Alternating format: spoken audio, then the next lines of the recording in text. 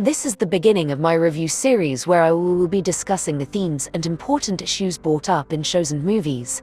The first show I will be reviewing is Cold Case, which is probably my favorite show ever.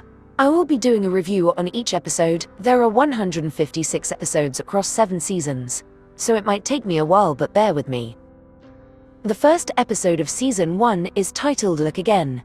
The main themes are money, misogyny and anger issues. Money.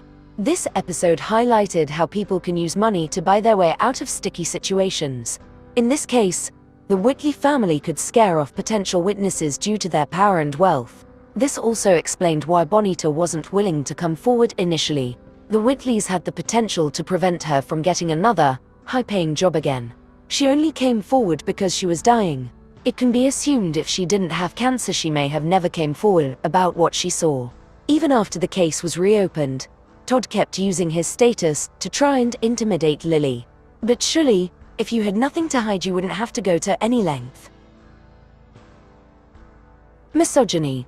This is probably the most important theme in the whole episode, as it is kind of the reason why Jill died. Todd is just an example of a man who believes that women need to be submissive and put up with his BS. He kept telling Melanie to not speak to Lily about anything related to Jill, and it was hinted that he may have been abusive to her too, as Lily helped her escape with her children from Todd after she cooperated.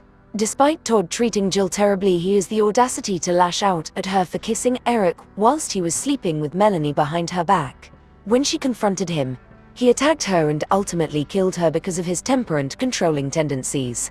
He even goes as far as trying to intimidate Lily by surprising her in the car park when she's alone. Despite her being a cop, he still lacks respect for her.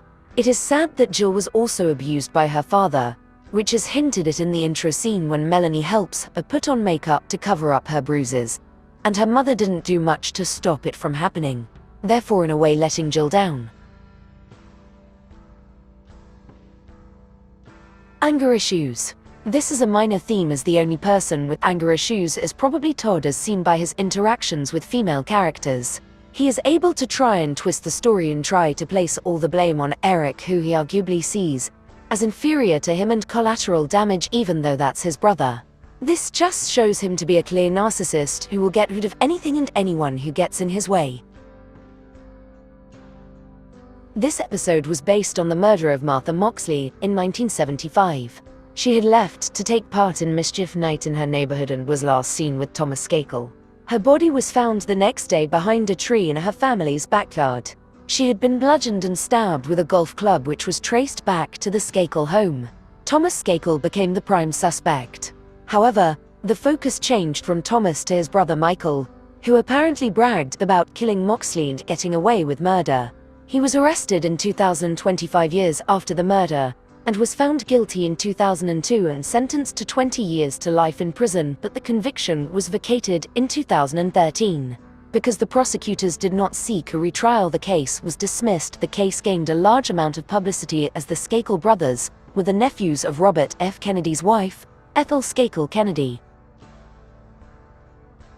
Overall, this episode was a good start to the show, as it laid out the foundations and the format of the show, but in terms of the case itself, it wasn't particularly interesting. I don't usually rewatch this episode, but I don't think it's a bad episode.